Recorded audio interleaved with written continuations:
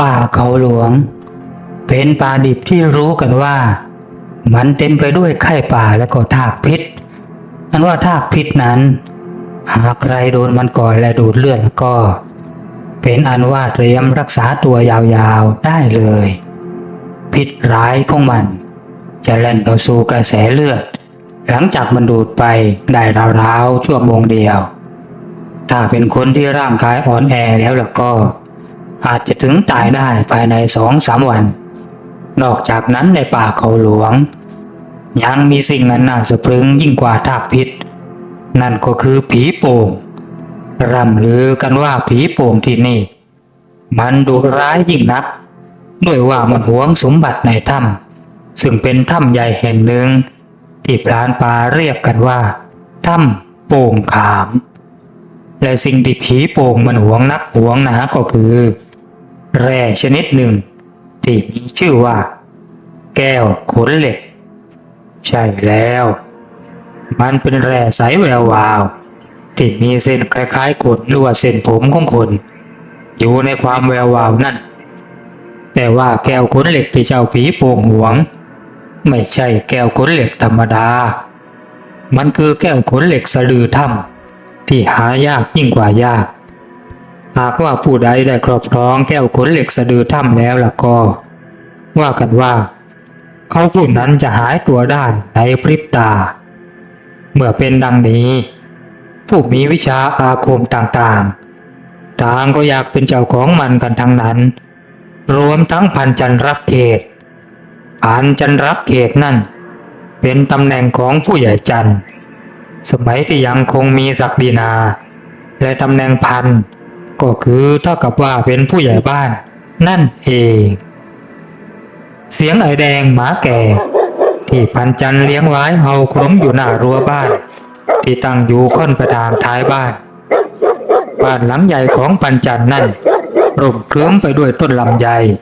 ที่แกกับเมียก็คือแสงล่าแต่ปลูกไว้มานานหลายปีทั้งคู่นั้นไม่มีลูกสืบสกุลมีแต่หลานลูกของลุงที่รับมาเลี้ยงดูตั้งแต่ยังแบเบาะมีชื่อว่าแสนไกลอายุอานามตอนนี้ก็20 ปีพอดีแต่ว่าแสนไกลนั้นตอนนี้ได้ไปอยู่ประจำที่ในตัวเมือง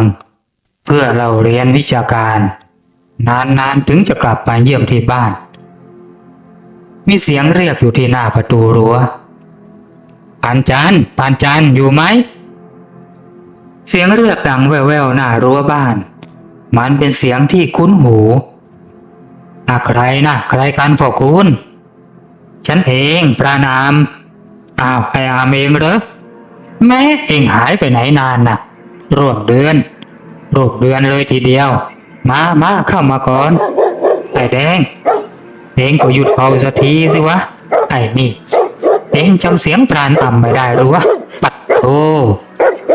ปันจันพูดแต่หันไปดูหมาแก่ที่หูตาฝ้าฟางไม่รู้ใครเป็นใครมันเหมือนเป็นหมาเจ้าอารมณ์และอารมณ์ของมันก็ขึ้นลงพรานอ่ำก้าวเดินเข้าประตูซึ่งเป็นประตูรั้วที่ทำอย่างมั่นคงเหมือนค่ายคูประตูกลและที่ตามหลังของพรานวัย50นั่นเป็นหนุ่มใหญ่วัยเกือบ40เขาคือโทนเป็นพรานมือดีของหมู่บ้านเช่นกันโทน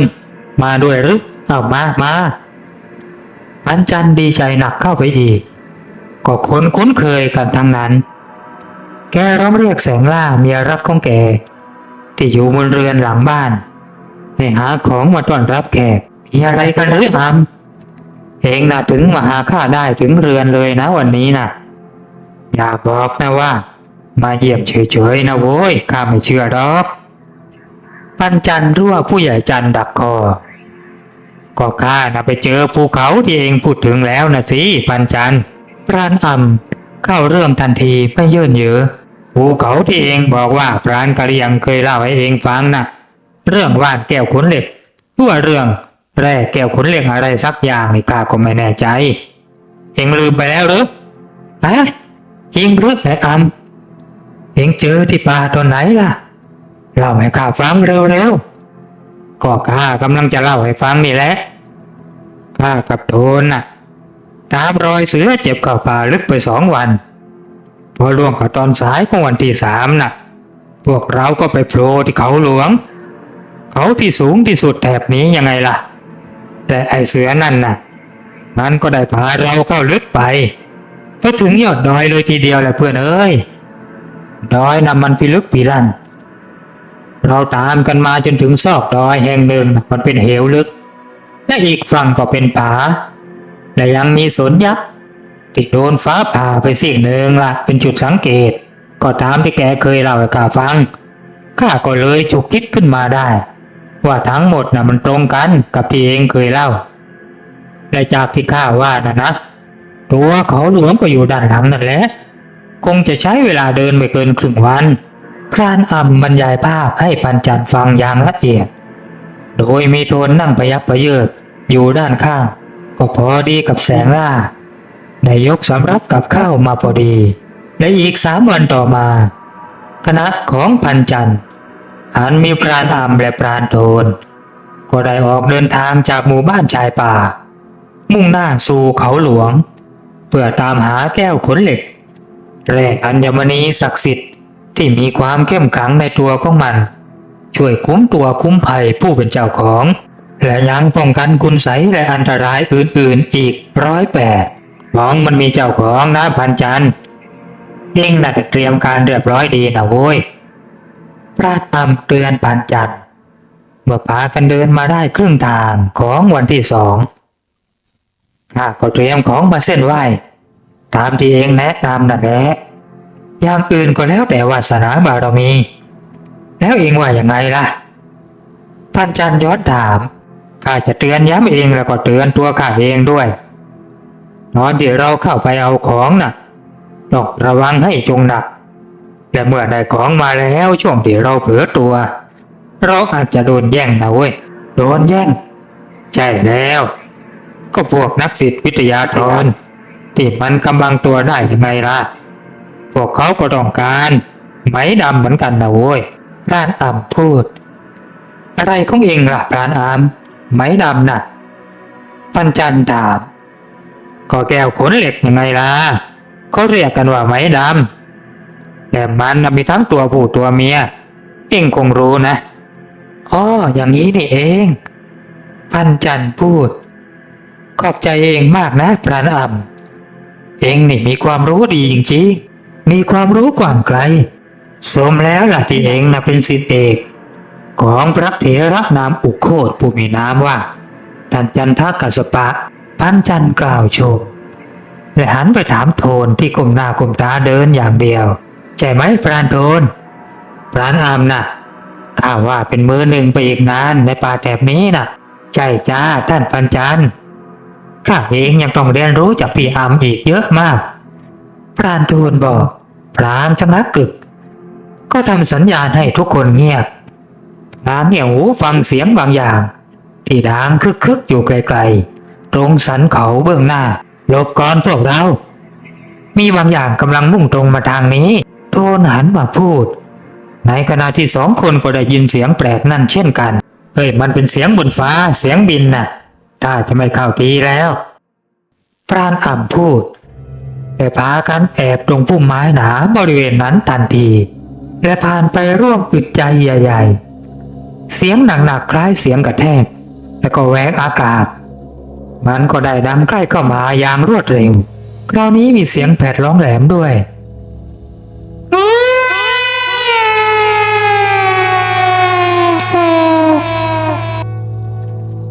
3 คนที่แอบได้เงยหน้าขึ้นมองฝ่าพุ่มไม้หนาและก็ต้องอ้าปากค้างกิ้งกาบินพันจันหรือว่าผู้ใหญ่บ้านจันอุทานอยู่ในลำคอไม่ใจกิ้งกานั่นมันมังกรนี่มังกรวินร่างอ่ำกระซิบตอบในขณะที่เจ้าตัวประหลาดนั่นได้บินร่อนในโผลงตรงสันเนินเตี้ยๆห่างจากพวกเขาไปไม่เกิน50 กว่าตายแล้วเว้ยมันดันมาลงตรงนี้พอดีโทนพูดคนเดียวแต่ตามกลางความสว่างของดวงตะวันในยามเย็นพวกเขาได้มองเห็นเจ้าสัตว์ประหลาดนั่น อย่างชัดเจนมันมีขนาดเท่ากับแรดเลยทีเดียวมันก็เหมือนกับตัวกิ้งก่าทุกประการไม่มีผิดเพียงแต่ว่ามีผังผืดและก็บินได้และใหญ่โตขนาดแรดรุ่นที่คอของมันเป็นวงสร้อยสีแดงคล้ายๆกิ้งก่าตัวผู้หางแหลมยาวเหมือนฝันเลื่อยแต่ตอนนี้มันกำลังกอดตัวเองอยู่ที่สันเนินแล้วก็หลับตาพริมเหมือนอาบแดดยามเย็นเพื่อสร้างพลังงานให้กับตัวเองแต่ว่าทันใดนั่นเองจู่ๆก็เหมือนกับว่าดวงตะวันที่กำลังสาดแสงอยู่นั่นได้พลันดับวูบไปอย่างไม่มีปีมีกลุยก็เพราะว่ามีตัวประหลาดอะไรอีกสักตัวหนึ่งบัดนี้มันได้โผล่มาทางทิศตะวันตกและความใหญ่โตมโหฬารของมันก็ได้บังแสงอาทิตย์จนแทบจะมืดมิดเลยทีเดียวและตอนนี้เจ้าสิ่งนั้นมันก็ได้พุ่งตรงไปหามังกรบินที่อยู่ที่พื้นล่างอย่างรวดเร็วจนเจ้ามังกรที่เพิ่งรู้ตัวแทบจะไม่ได้ตั้งหลักเฮ้ยมังกรบินอีกตัว3 คนอุทานอยู่ในอกใช่แล้วปีกอันใหญ่โตของเจ้ามังกรบินอีกตัวที่มาทีหลังได้บังแสงตะวันจนแทบจะมืดมิดไปในบัดดลมันได้พุ่งตรงกับไปเล่นงานเจ้าตัวที่นอนอาบแดดอยู่อย่างดุร้ายเหมือนกับว่าโกรธกันมาอยู่ก่อนแล้วแต่ตอนนี้เจ้าตัวแรกก็โดนกัดกระชากเข้าที่ลำคอในขณะที่กรงเล็บของศัตรูก็กางจิกคร่อมอยู่บนหลังของมันโอ้เจ้าตัวแรกดูเหมือนจะเพลียงพล้ำเต็มประตูมันแทบจะไม่มีทางสู้มันโดนคร่อมทับเต็มและมันก็แผ่นร้องออกมาอย่างโหยหวนแย่แล้วไอ้ตัวแรกหมดทางสู้เลยมันไม่รู้ตัวเลยว่าพรานอ่ำพูดเบาๆและก็กำมือจนเกร็งสายตาทั้ง6 คู่ยังคงจ้องมองต่อไปแต่ว่าอะไรนั่นมันดูไม่มีการต่อสู้จากตัวแรกเอาซะเลยไม่มีการดิ้นรนเพื่อรอดจากขุมเขี้ยวและตัวที่คล่อมอยู่ก็ได้ทำบางสิ่งบางอย่างให้พวกมนุษย์เห็นอย่างจะเต็มสายตาของ6 คู่นั่นอ้าวไอ้เวนเอ้ยนี่มันตัวผู้กับตัวเมียนี่วะแล้วที่มันขึ้นคล่อมมันก็กำลังผสมพันธุ์นั่นเองปัดโธข้าก็นึกว่ามันฆ่ากันว่าทำไมมันกัดคอไอ้ตัวเมียนั่นวะเฮ้ยแต่มังกรนี่มันผิดปกติจริงๆพันจันพูดซึ่งคำว่าผิดปกติของเขาเมื่อ100 ปีก่อนนั่นถ้าเป็นยุคนี้ก็คือซาดิสนั่นเองเจ้ามังกร2 ตัวนั่นได้สมพาทหรือว่าสมสู่กันร่วมชั่วโมงแล้วก็แยกจากกันก็ตอนเวลาพบค่ำพอดี3 คนจำเป็นต้องรอจนทั้ง2 ตัวนั่นได้โผล่ขึ้นท้องฟ้าพวกเขาจึงได้ออกจากที่ซ่อนแล้วก็จำเป็นต้องพักนอนกันใกล้ๆกับเชิงผาที่มังกรเพิ่งจากไปนั่นเองอย่างจำเป็นเพราะว่ามันมืดค่ำซะแล้วเราต้องนอนบนต้นไม้แล้วล่ะเพื่อนพรานอ่ำบอกกับพันจันนอนข้างล่างนะมันไม่ปลอดภัยชัยภูมิแบบนี้นะมันโล่งไปอ้าวแล้วนอนยังไงล่ะบนต้นไม้น่ะเราไม่ได้ปลูกห้างไว้น่ะพันจันย้อนถามไม่ต้องกังวลเพื่อนข้าเตรียมเปลนอนมาตั้ง4 ผืนนะพัดเก็บอยู่ในยามหลังของข้าเราน่ะนอนบนต้นกระบากต้นนี้แหละต้นของมันแผ่กิ่งก้านแข็งแรงเหมาะผูกเปลพรานอ่ำบอกกับพันจันแต่ทั้ง3ก็ปีนขึ้นต้นกระบากยักษ์ที่มีขนาด3-4 คนโอบที่ขึ้นอยู่ริมผาพอดีโดยมีต้นลูกของมันขนาดโตกว่าโคนขาขึ้นเบียดอยู่ใกล้ๆดังนั้นทั้งหมดจึงปีนขึ้นต้นเล็กและก็ไต่ไปสู่ต้นใหญ่มุ่งสู่คาคบที่สูงจากพื้นราวตึก3 ชั้นโอ้โหนี่ขนาดว่ามันเป็นคบติดเตี้ยกว่าด้านบนแล้วนะสูงเอาการอยู่พันจันพูดกับทั้ง2นี่ถ้าไม่มีไอ้ต้นเล็กใกล้ๆเราคงปีนขึ้นลำบากนะ แล้วทีนี้น่ะเราจะกินมื้อเย็นกันยังไงล่ะพระนามไม่มีปัญหาข้าวเหนียวกับเนื้อเค็มอยู่ในกระบอกไม้ไผ่ที่ข้าสะพายหลังนี่ละแน่นเอียด2 กระบอกส่วนที่เจ้าโทนมันสะพายน่ะเป็นน้ำดื่มแกน่ะวางใจได้นะปันจันเรามีครบทุกอย่างแม้แต่ใบกระท่อม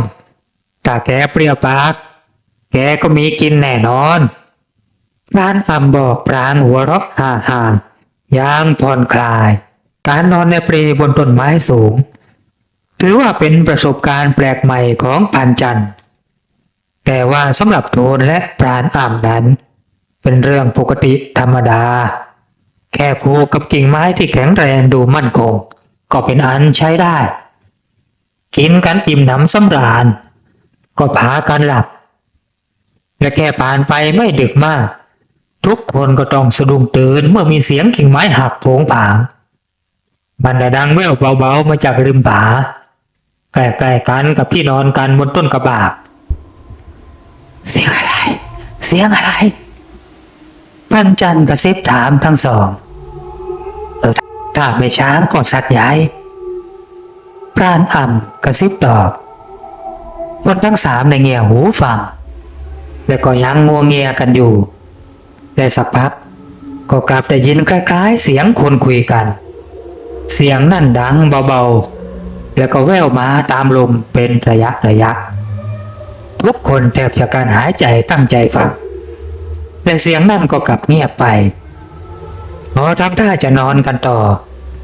เสียงคนคุยกันเสียงหัวเราะต่อกระซิบก็กลับดังขึ้นมาอีกมันดังมาจากก้นเหวตรงซอกผาแน่ๆแต่ว่าฟังไม่ได้ใจความว่าคุยอะไรกันและจากการคุยน่าจะไม่ต่ำกว่า5-6 คนเป็นแน่เสียงคุยได้เงียบไปแล้วคราวนี้ก็เป็นเสียงหมาป่าที่หอนโหยหวนอย่างน่าขนลุกและน่ารำคาญและพอสักพักก็มีเสียงคล้ายๆคนเดินแล้วก็เดินกันมาหลายคนกำลังเดินมุ่งหน้าตรงมาจากราวป่าเชิงผาด้านตรงข้ามพวกเขาได้มุ่งตรงมายังต้นกระบากใหญ่พันจันพรานอ่ำและโทนแต่นอนจ้องดูคนพวกนั้นอยู่ในเปลเงียบๆพรานอ่ำกระซิบเบาๆไม่ต้องกลัวอย่ากระโตกกระตากอย่าพูดกับพวกมันถ้าข้าไม่ได้สั่งอย่าพูดเด็ดขาดนะถึงแกไม่บอก2 คนนั่นก็รู้อยู่แล้วว่าทุกอย่างมันไม่ปกติกลางป่าดิบแต่จู่ๆกลับมีกลุ่มคนเดินออกมามืดๆแบบนี้มันไม่ใช่เรื่องดีแน่ๆและก็จริงอย่างที่คิดเมื่อใกล้เข้ามานั้นกลิ่นสาบสางจากกลุ่มคนพวกนั้นก็ได้โชยมาเป็นระยะ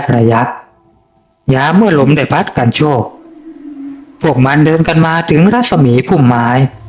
ที่ได้แผ่ออกไปมองเห็นได้ชัดว่าเป็นผู้หญิง2เด็ก2ผู้ชาย3อยู่ในวัยชราวัยหนุ่ม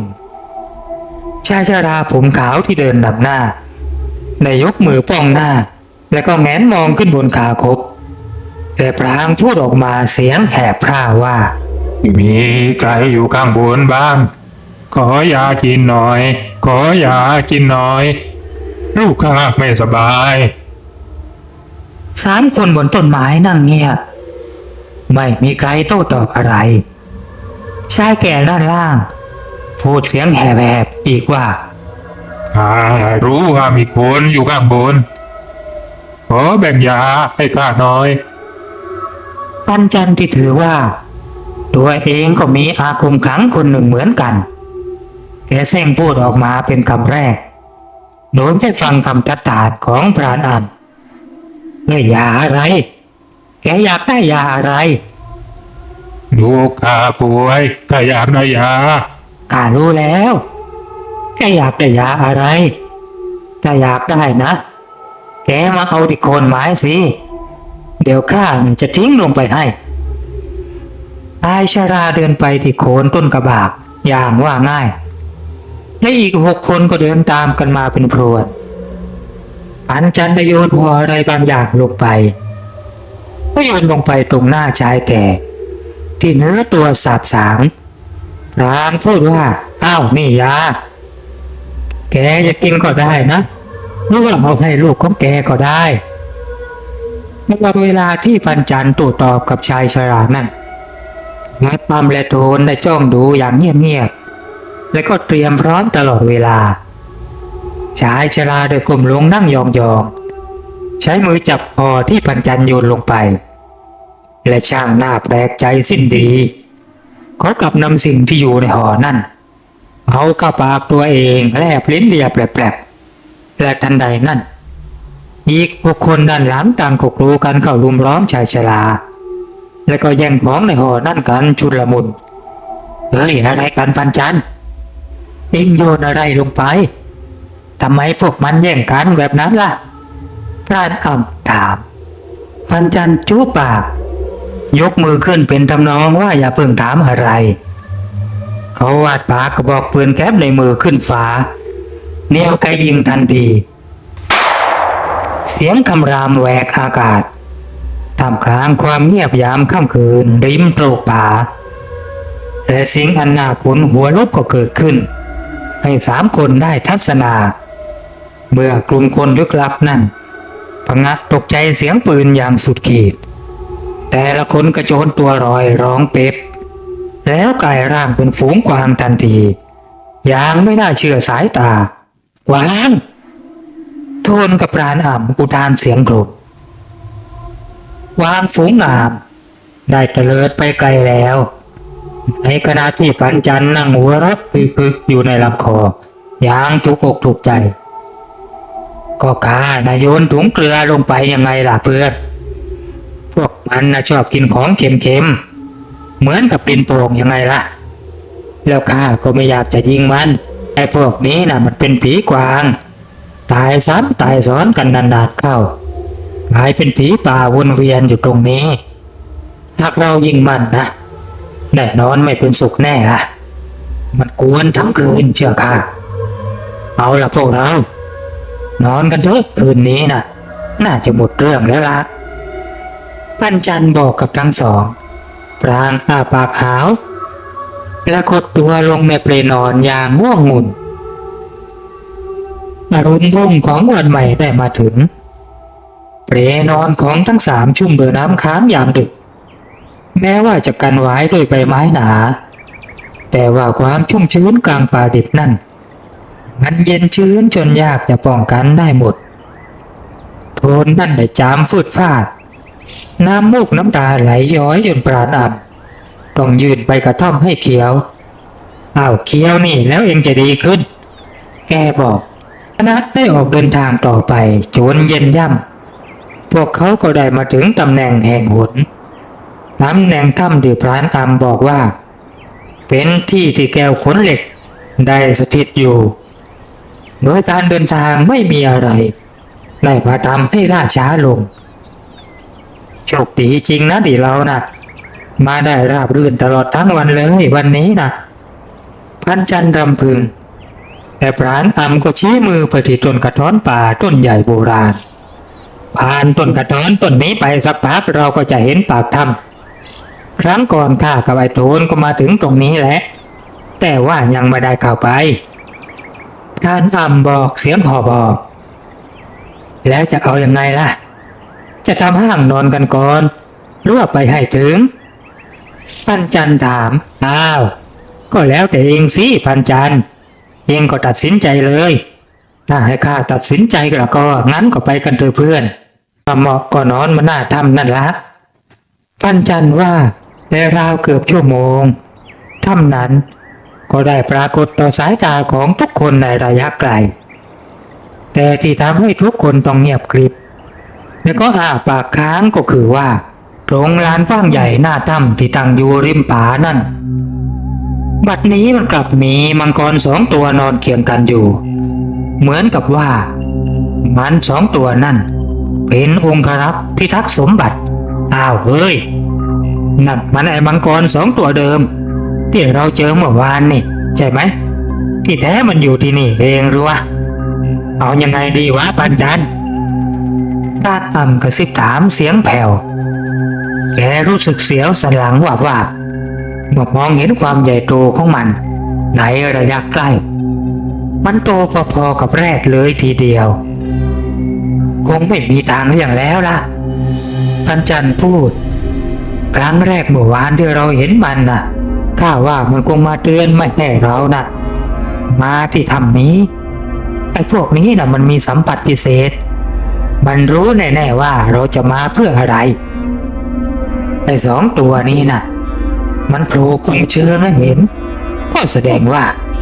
มันไม่ยอมแน่ๆเราก็ต้องการของอยู่ที่มันก็ไม่ได้เกิดประโยชน์ใดๆมันทำตัวเหมือนปู่โสมเฝ้าทรัพย์แบบนี้น่ะข้าว่ามันใช้ไม่ได้หวงของไว้จนตัวตายของก็ไม่ได้ประโยชน์ก็ไม่เกิดไม่ได้สร้างประโยชน์ต่อใครเลยข้าว่าเราน่ะช่วยสงเคราะห์ให้พวกมันน่ะหมดกรรมกันเถอะจะได้ไปเกิดใหม่ในภพภูมิที่สูงกว่านี้พันจันทร์พูดจบก็ยกปืนแก๊ปที่ลงอาคมไว้ทั้งปืนทั้งลูกโดดก็ได้จ้องเล็งไปยังมังกรนิรนามสองตัวที่นอนอาปากอาบแดดเหมือนจระเข้ที่ชอบนอนอาบแดดยังไงอย่างนั้นพรานอำกับโทนพวกเองนะยิงเข้าไปในปากไอตัวเมียนั่นนะเอาลูกโดดของข้าไปคนละลูกข้าลงอาคมไว้แล้วล่ะพอข้าบอกยิงก็ยิงเลยนะอย่าช้าล่ะเดี๋ยวมันจะหุบปากซะก่อนถ้าไปยิงตอนมันอ้าปากแล้วก็ไม่มีโอกาสแล้วล่ะยิงโดนจุดอื่นนะคงไม่เข้าแน่ๆเอาละเตรียมตัวปันจันสั่งและเล็งไปยังเป้าและเมื่อเห็นสองคนนั่นพร้อมเขาก็สั่งยิงทันทียิงเสียงปืนดังสามกระบอกได้แปดเสียงขึ้นเกือบจะพร้อมกันมันดังเหมือนเสียงคำรามของพญามัจจุราชมังกรประหลาดสองตัวดิ้นตีแปลงเหมือนกับปลาช่อนถูกทุบหัวมันเปล่งเสียงร้องออกมาอย่างโหยหวนและจ้องมองไปยังต้นเสียงปืนแต่มันก็ไม่เห็นอะไร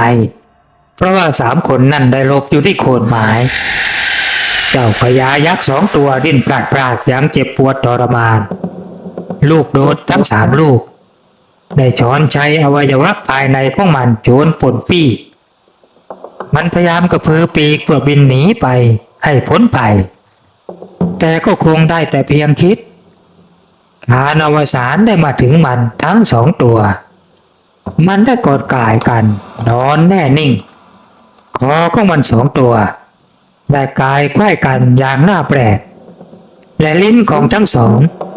ก็ได้เกี่ยวประวัติรักกันและชี้ตรงไปยังปากถ้ำเหมือนกับเป็นปริศนาอะไรสักอย่างสามคนได้ออกจากที่ซ่อนตะวันก็โรยแสงเต็มทีแล้วพวกเขามาหยุดมองดูพญายักษ์ทั้งสองอย่างขนพองสยองกล้าวนึกไม่ถึงว่าในโลกใบนี้ยังจะมีสัตว์ประเภทนี้หลงเหลืออยู่นี่มันช้างบินได้ชัดๆเราเข้าไปในถ้ำกันเถอะก่อนจะมืดไปกว่านี้พันจันทร์ได้บอกกับเพื่อนแล้วพากันปราบจากซากร่างของเจ้ามังกรห่วงถ้ำมุ่งตรงสู่ภายในรถไฟในมือของทั้งสามที่เตรียมมาถูกจุดให้ความสว่างภายในถ้ำและ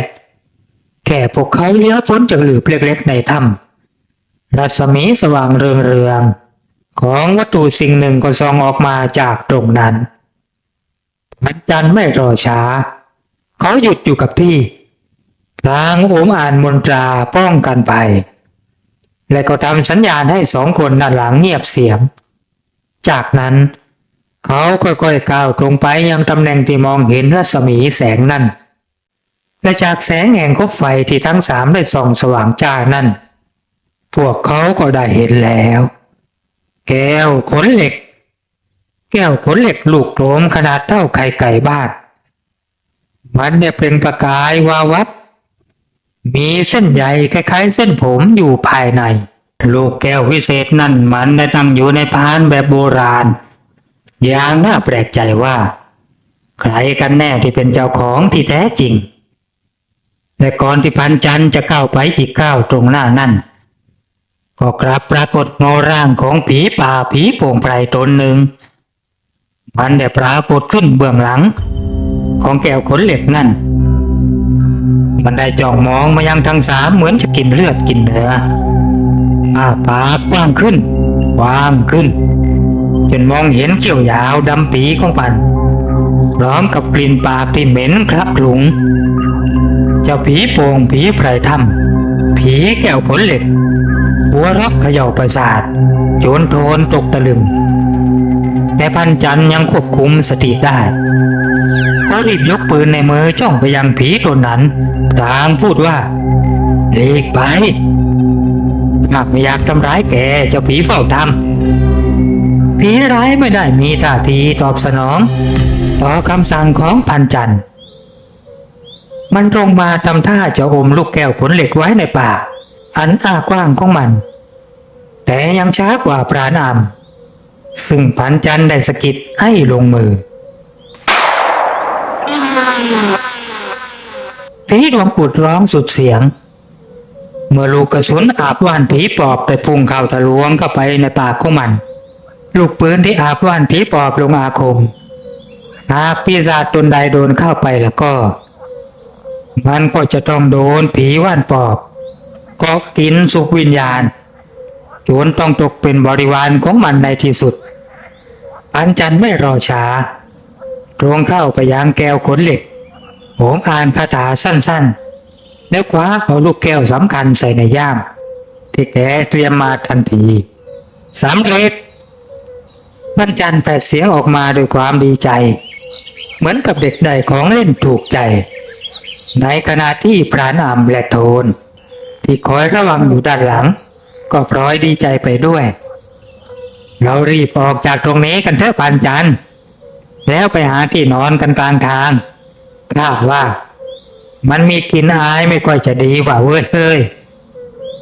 ปราณอามบอกอย่างไม่ค่อยสบายใจทั้งสามคนได้รีบรุดออกจากถ้ำโดยมีแสงจักรคอยนำทางและเมื่อพ้นปากถ้ำมาถึงบริเวณที่ได้ยิงเจ้ามังกรยักษ์สามคนก็ต้องตกตะลึงตาเหลือกตัวจ่าว่าในเมื่อตอนนี้กลับไม่มีซากร่างของเจ้ามังกรสองตัวอยู่ที่เดิมซะแล้วผีหลอกผีป่าหลอกเราแน่ๆโทนร้องออกมาอย่างขวัญหายเฮ้ยไม่หลอกเจ้าโทนพรานอำปลอบข้าว่าไม่ใช่ผีหรอกแต่ว่ามันคงย่อยสลายกลายเป็นอากาศธาตุกลายเป็นดินน้ำลมไฟไปซะแล้วนะเพราะว่าสัตว์ประเภทนี้นะเป็นสัตว์กึ่งเทพกึ่งสัตว์มันจะไม่ทอดร่างอยู่ในเมืองมนุษย์เมื่อถึงการแตกดับนะมันก็จะสลายไปอย่างนั้นหรือพรานอามพันจันทร์ถามอย่างแปลกใจใช่แล้วพันจันทร์เราไปให้พ้นตรงนี้ก่อนเถอะแกบอกอีกครั้งโดยที่ว่าถ้าหากทั้งสามคนจะได้เฉลียวใจและรอบคอบกว่านี้ในตอนที่เข้าไปเอาแก้วขนเหล็กหากพวกเขาตรงลึกเข้าไปอีกนิดพวกเขาก็จะพบกับไข่ใช่แล้วไข่ของพวกมังกรทั้งสองซึ่งมีอยู่2 ฟองและตอนนี้1 ใน 2ก็ได้แตกออกมาเป็นตัวแล้วอย่างรวดเร็วและมันก็ได้จ้องมองมายังต้นเสียงที่คนทั้ง3คุยกันมันได้ค่อยๆคลานออกมาถึงปากถ้ำอย่างช้าๆและมองตามหลังคนทั้ง3ที่ได้เดินหายเข้าไปในราวป่าดวงตาของเจ้ามังกรน้อยนั่นมีแววตาที่หากใครได้เห็นแล้วก็จะต้องผวาตกใจและสะดุ้งกลัวสุดขีดเพราะว่าเป็นแววตาแห่งความเครียดแค้นและอาฆาตพยาบาทจนยากที่จะคาดเดาได้ว่าอนาคตของ3 คนที่กำลังเดินดุมๆอยู่นั่นพวกเขาจะรอดพ้นจากการจองเวรของมังกรน้อยได้หรือไม่ก่อนที่จะพ้นจากป่าดงดิบหรือไม่บางทีแก้วขนเหล็กที่อยู่กับเขาอาจจะช่วยค้นไฟให้กับทั้ง3ก็ได้ใครจะรู้